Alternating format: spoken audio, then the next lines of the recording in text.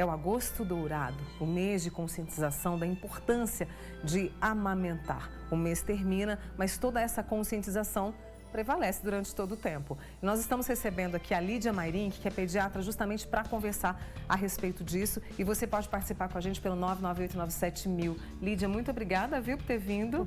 Obrigada a você. E a gente acompanhando essa história linda da Vaxi, e ela destacou ali que ela procurou informação, que ela foi atrás, conversou com a família.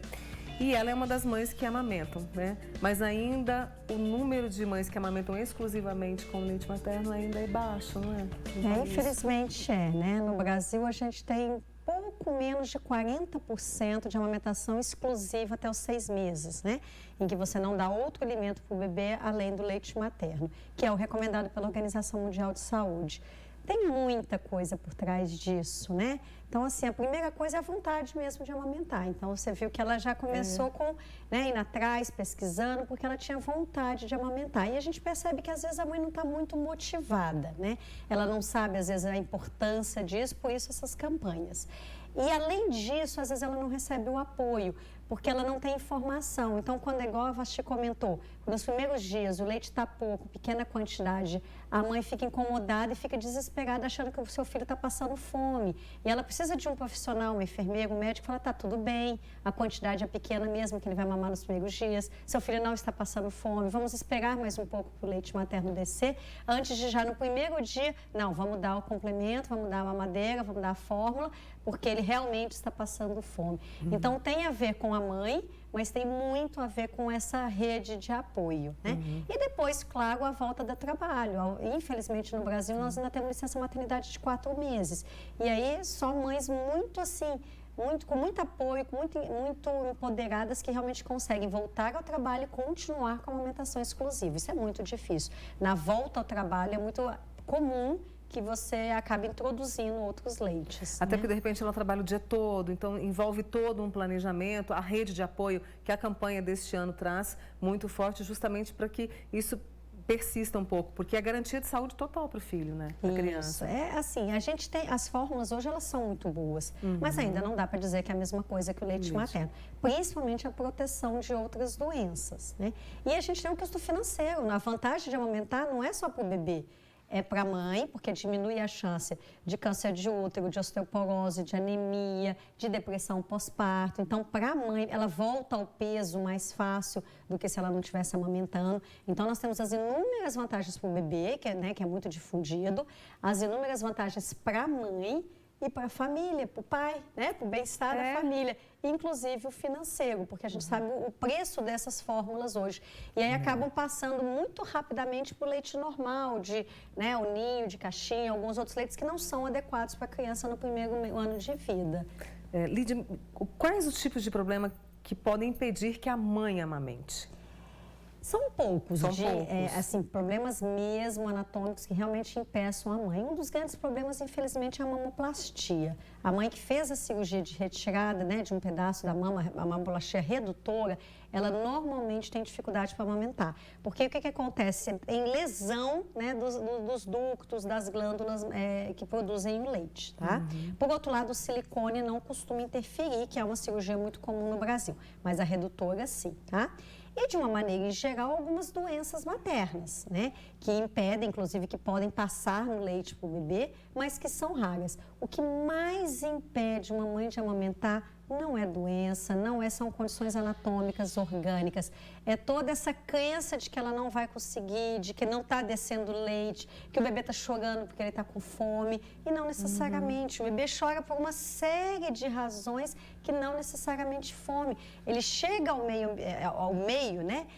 Muito diferente do que estava dentro da barriga. Lá dentro ele estava apertadinho, ele estava quentinho, estava fazendo muito barulho por causa do movimento do coração, da aorta. Estava tudo muito diferente, ele estava em movimento porque ele estava dentro d'água. Aí ele nasce, a gente coloca ele num berço que está parado, que está frio, que está grande, né? Ele fica ali perdido, sem saber o que ele faz com tanto espaço, que está silencioso. Então, muito choro do bebê é aquele choro de adaptação, é um choro de estranhamento e não de fome. E necessariamente as mães, o bebê chora, hoje em dia, pronto, o bebê chorou, alguma coisa está errado com esse bebê. não necessariamente está errado, não necessariamente é fome. Então, a gente tem que ter um pouquinho de calma, de paciência, né, para poder a amamentação fluir. Eu brinco que é igual andar de bicicleta. Não é? No começo, a gente fala, não vou dar conta, cai, rala, mas depois que pega o jeito, a coisa vai com todo o prazer que a Vasti comentou. Então, precisa de paciência e persistência. Então, a primeira semana, as primeiras 2 semanas, elas são difíceis mesmo para a amamentação. É o que ela comentou, o peito dói, né? O peito racha, o bebê chora, o bebê não quer, porque às vezes ele não, né, não sabe pegar muito bem. E por isso a gente tem um apoio, né, dos profissionais e o banco de leite. O banco de leite Uberlândia, ele tem um trabalho assim, muito interessante por telefone e pessoalmente. A mãe pode ir e lá eles vão ajudar essa mãe a colocar o bebê no peito, a amamentar. Então, a gente precisa, antes de escutar, o leite está fraco, o leite não está sustentando, vamos dar mamadeira, ela precisa procurar ajuda. E aqui em Uberlândia, o banco de leite faz isso muito bem. Nossa, muitíssimo bem. Eu vou fazer uma pausa com a Lídia Mairink, que é pediatra, até para checar as perguntas que estão chegando aqui. Já já nós voltamos com a Lídia, viu, Lídia? Vou te pedir licença agora, tá? E agora a gente volta a falar sobre a amamentação. Eu estou recebendo aqui a Lídia Mairink, que é pediatra. E eu estou aqui com uma mãe que está desabafando, viu, Lídia? E eu vou te explicar direitinho o que acontece, a história dela. Ela falou que a filhinha dela completou agora há pouco 4 meses, a mocinha dela. Ela disse que teve vontade de amamentar todos os dias. Deu leite, não se machucou, teve muita facilidade. Porém, aos 45 dias, ela percebeu que a bebê não estava ganhando peso. E aí, a profissional que ela procurou, né, passou a fórmula. E ela sentiu uma falta, assim, do lado humano, de não conversar mais com ela. Essa rede de apoio que você trouxe muito bem aqui pra gente, né? Disse que o bebê não poderia perder mais peso. Ela já estava passando por momentos delicados, chorou demais, insistiu, ordenhou, né? Mas infelizmente não funcionou. Mas o pior de tudo são os olhares julgadores ao redor. Nossa, você já dá a fórmula. Então ela está trazendo isso, assim, que às vezes a mãe tenta, mas vem todas essas dificuldades, ela precisa entrar com a fórmula. Então, o que você poderia falar para essa mãe que não é única, né? Eu imagino que também passa por essa dificuldade e sofre. São 2 coisas, Mônica. Primeiro, a questão realmente da necessidade da entrada da fórmula. Então, o que acontece? É mais comum no início. Quando a coisa vai dar errado, normalmente no início ela tem mais facilidade de dar errado, de ter que entrar com a fórmula. Quem foi bem até 45 dias, normalmente flui bem. Agora, qual que é um detalhe que pode acontecer? O bebê está crescendo e ele está precisando de mais leite. E as mães têm o hábito de dar um seio, na próxima mamada, o outro seio. Mas um bebê, às vezes, de 1 mês e meio, 2 meses, já pesa 4, 5 quilos, já mama 120, 150, 200 ml. E, às vezes, produzir tudo isso numa mama é difícil. Então, a gente sempre recomenda de terminar uma mama e oferecer a outra. Às vezes, está faltando só esse detalhe, né? Dela passar das 2 mamas em cada mamada. Então, numa situação dessa, a gente tenta corrigir o leite materno. Mãe, vamos beber mais água, que é um jeito de aumentar o seu leite. Vamos descansar mais. A Vasti comentou que não consegue dormir depois do almoço, mas é importante para as mães que estão amamentando. Vamos fazer algumas coisas para tentar melhorar essa produção do leite e vamos dar um prazo. Vamos voltar daqui 1 semana para pesar. Não, voltou daqui 1 semana, a gente insistiu, corrigiu algumas técnicas, alguma coisa, insistiu no leite materno. E realmente, se o bebê não está ganhando peso depois de 1 semana, aí é a hora da gente introduzir a fórmula, tá? E aí a gente tem que introduzir a fórmula com amor, porque as fórmulas nutricionalmente elas são muito boas. E você pode dar amor na mamadeira, você pode pegar seu bebê, ninguém vai colocar a mamadeira e deixar o bebê, né? E sair para poder fazer outra coisa. Não, no seu colo. Então, você pode dar a mamadeira com amor e sem culpa, porque realmente isso acontece. Às vezes a mãe fez uma cirurgia, às vezes a mãe está passando por alguma dificuldade, às vezes realmente a mãe está produzindo pouco leite, porque não existe leite fraco. Mas, por alguma razão, existem algumas mães que vão produzir menos leite do que aquela criança precisa, tá? Então, o que a gente tem que trabalhar com essas mães? Novamente, a rede de apoio. Ficar tranquila, que ela está fazendo o melhor, que ela fez o melhor pelaquela criança, que ela fez o que era possível pelaquela criança. Então, isso é uma coisa que a gente vê muito também. Às vezes, a gente até tem necessidade de ter a fórmula. Minha mãe está resistente porque leite materno, porque leite materno. Não, a gente também tem que saber que existe uma outra opção e que você tem que ficar tranquila em relação a isso. E não culpar, né? E tirar esse sentimento de culpa que atrapalha esse amor que pode ser dado de outra forma, né? Minha bebê tem 1 ano e 2 meses, mama a noite toda, não sei mais o que fazer, pareço um zumbi. Renata do Shopping Park. Esse é um outro problema muito comum, né? A questão do sono. Então, vale, né, depois uma outra conversa sobre o sono, mas em linhas gerais, a partir de até 3 meses, o bebê manda em casa. Então, ele acordou, você acorda para dar mamar, né? Ele tem direito a acordar de madrugada, ele realmente dita um pouco as regras da casa.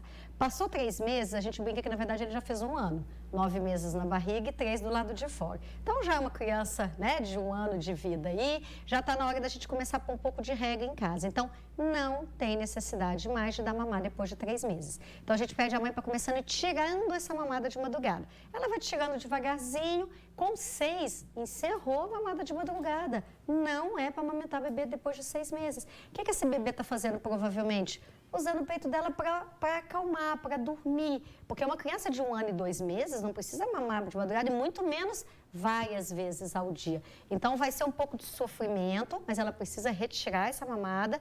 Vai ter um pouco de choro, né? Não tem como, para ela poder dormir. E faz mal não só para ela, né, que está parecendo um zumbi, mas para o bebê. O bebê precisa ter uma noite de sono restauradora também. Acordar várias vezes também não é saudável para o bebê e tem uma série de coisas que podem levar a isso que, né, foge um pouco do nosso assunto. Depois aqui. A gente volta a falar sobre isso, né, Lídia? Eu gosto sempre de trazer você aqui. A nossa amiga Eliane, do bairro Nossa Senhora das Graças. Mônica, eu amamentei meu filho, que hoje tem 17 anos, por 5 anos. Eu tinha leite e este leite tinha as mesmas propriedades desde o nascimento, ou seja, do nascimento até os 5 anos, tem a mesma propriedade? Ele vai mudando, né? Vai mudando? Então, no início é o colostro, que é o leite mais ralinho, mas que é o que a gente brinca que é a primeira vacina para o bebê, porque tem muito anticorpo. Então, dura aí 3, 4, 5, aí o leite começa a descer e vem um leite mais maduro, né? E esse leite, ele vai mudando a composição de acordo com como a criança vai ficando mais velha. E isso é bom para o bebê. Então, por volta de 6 meses, por exemplo, o leite já está menos doce, ele já está um pouco mais, entre aspas, salgado. Para quê? Para a criança poder ir começando a aceitar melhor a introdução da fórmula, né? Dos alimentos complementares. Então, a criança, o leite materno, ele vai mudando. A amamentação, a gente fala até 2 anos ou mais. Mas depois de 2 anos, realmente já não tem mais muita vantagem para o bebê. A gente chama o bebê até 2 anos de lactente, então o próprio nome já fala, né? Precisa de leite. A partir de 2 anos, ele já passa a ser chamado de pré-escolar. A necessidade do leite, dos componentes do leite, cai muito. E normalmente a gente substitui pelo leite, né, comercial da vaca, até por uma questão social, né? Porque depois de 2 anos, você já tem uma criança grande, a mãe já tem todas umas outras coisas, socialmente acaba ficando difícil amamentar.